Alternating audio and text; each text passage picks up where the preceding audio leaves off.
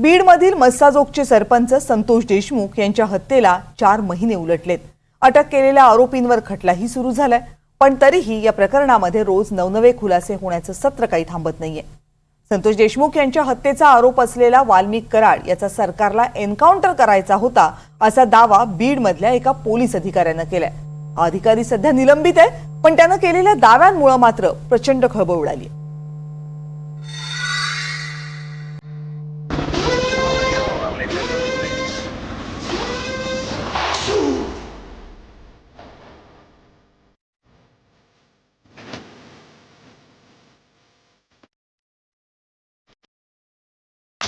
गळ्यात जाडजूड सोन्याची साखळी, पुष्पा नाम सुन के फ्लावर समझे क्या? फायर है मैं, आए कि नहीं? अपने दम पे बनाए मैं।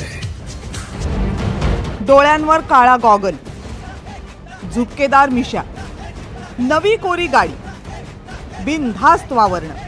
खतरों से खेला हूं मैं, खतरों में पला हूं, जान हथेली पे लिए घूम रहा हूं।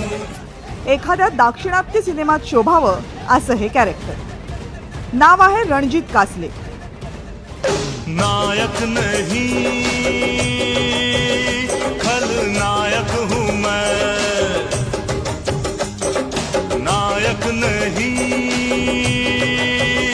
खलनायक हूं मैं। महाराष्ट्राच्या पोलीस दलातले हे पोलीस निरीक्षक। यांच्या नोकरीची अनेक वर्ष बीड जिल्ह्यातच गेली। बरं, रणजित कासले आणि वाद नाही असं बीड मध्ये कधी झालं नाही, क्योंकि हम अपने लिए जीते हैं, हमको जहां से क्या। सध्या महाशय निलंबित आहेत, त्यामुळे बीड मधल्या संतोष देशमुख हत्या प्रकरणात ते रील बनवत आहेत आणि त्या रील मध्ये लोकांना कसल्या माहितीचं दान करतायत ते बघा जरा। तर मित्रांनो, एन्काउंटर कसा केला जातो, बोगस एन्काउंटर, ते मी पहिले सांगतो। ज्याप्रमाणे मला ऑफर दिली होती एन्काउंटरची वाल्मिक कराडच्या, त्यावर मी नकार दिला, मला एवढं पाप होणार नाही आणि ते लाईफ टाइमचं एक लमसम अमाऊंटचे ऑफर देतात, म्हणजे 10 करोड 20 करोड 50 करोड अशी एक ऑफर देतात।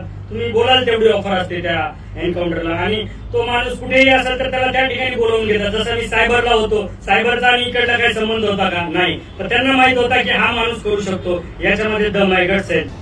संतोष देशमुख यांच्या हत्येतील आरोपी वाल्मिक कराड याचा एन्काउंटर करायचा होता आणि त्यासाठी आपली निवड झाली होती असा कासलेंचा दावा आहे। कासलेंच्या मते बोगस एन्काउंटर कसा करायचा याची माहिती घेण्यासाठी म्हणे अधिकाऱ्यांची टीम त्यांना शोधत बीड मध्ये आली होती। आता ऐका, एन्काउंटर कसा बोगस केला जातो, तर ते अशी टीम येते, एक जशी 4 लोकांची टीम आलेली।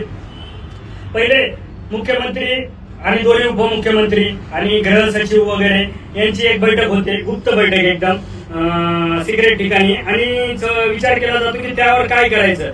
मग ते ठरवले की त्याच्यानंतर त्यातले एक 5-6 जणांची दुसरी टीम निवडली जाते, विश्वासू लोक, आणि मग त्या ठिकाणी जातात ते, जसं अक्षय शिंदेच्या ठिकाणी गेले असतील, आणि मग त्या ठिकाणी जाऊन एक टीम तयार करतात, तिथली एक अधिकारी, 2 अंमलदार, म्हणजे 3 अंमलदार, 1 हवालदार, असे टीम तयार करतात आणि त्यांना सांगतात की एक लमसम अमाऊंटची ऑफर देतात, लमसम अमाऊंट देऊन टाकतात, 5 करोड 10 करोड 20 करोड 50 करोड, जेवढे तुमच्या सर्व्हिसमध्ये तुम्ही कमवणार नाहीत, आणि तुम्हाला परत खात्यात घ्यायची, इन्क्वायरी करायची, आमचं सरकार आहे, आमचं सरकार येणार आहे, आम्ही तुम्हाला या खात्यातून, आम्ही तुम्हाला चौकशीतून आम्ही तुम्हाला मुक्त करू, असे ते आश्वासन देतात मित्रांनो, आणि अशा प्रकारे बोगस एन्काउंटर घडवून आणतात। आता इतकी सगळी माहिती कासलेंकडे होती तर मग हे महाशय 4 महिने बोलले का नाहीत? आत्ताच का बोलले? वरिष्ठांना का सांगितलं नाही? त्यांच्याकडे पुरावे काय आहेत? असे सगळे प्रश्न आम्ही त्यांना विचारले। रणजित कासलेजी, तुम्हाला ही नेमकी ऑफर कोणी दिली होती? महाराष्ट्र गव्हर्नमेंट कडून एक टीम येते नेहमी बोगस एन्काउंटर करण्यासाठी।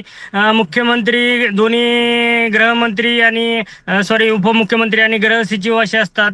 हा, तसे एक 4 लोकांची टीम आलेली, 2 IPS होते, 1 IAS होते आणि अजून एक कोणीतरी मोठ्या मंत्रालयातले एक अधिकारी होते, असे 5-6 जणांची टीम आली होती बीडला असताना मी। कधी दिली ही ऑफर? तुम्हाला निलंबित करण्याआधी की नंतर? आधी आली होती, तशी मी स्टेशन डायरीला एंट्री केलेली आहे। बर, रणजित कासले वादात सापडण्याची ही काही पहिली वेळ नाही। या अगोदर सुद्धा गुजरातमध्ये या महाशयांवर पैसे मागितल्याचा आरोप झाला होता.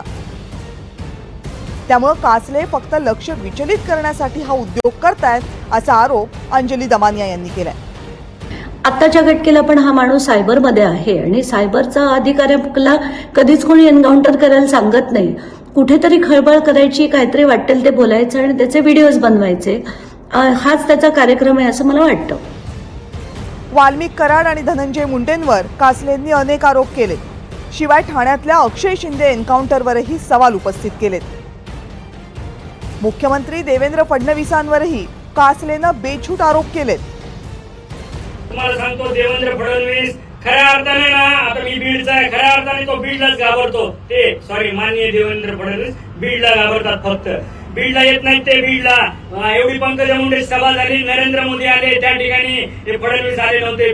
ते फक्त बीडला आणि बीडकरांना घाबरतात. लाज वाटते मला सुद्धा एक पोलीस अधिकारी म्हणून गृहमंत्र्याची. काय केलं हो 10 वर्षात 15 वर्षात त्यांनी? काहीच केले नाही. संतोष देशमुख यांची हत्या झाली तेव्हा रणजित कासले हे बीड पोलिसांच्या सायबर विभागात काम करत होते. त्यामुळे सायबर विभागात काम करणाऱ्यावर कुणी कराडचा एन्काउंटर करण्याची जबाबदारी का आणि कशी देऊ शकतं हा प्रश्न आहेच. पण जर कासलेंच्या दाव्यात जरा जरी तथ्य असेल तर वाल्मिक कराडचा एन्काउंटर करण्याचा खरंच प्रयत्न होता का? जर तो होता तर तो एन्काउंटर कुणाला करायचा होता? वाल्मिक कराडच्या एन्काउंटरसाठी इतके पैसे द्यायला कोण तयार होतं? कराडच्या एन्काउंटरमुळं कुणाला फायदा होणार होता? या सगळ्या प्रश्नांची उत्तरं मिळायला हवीत. Bureau report, NDTV Marathi.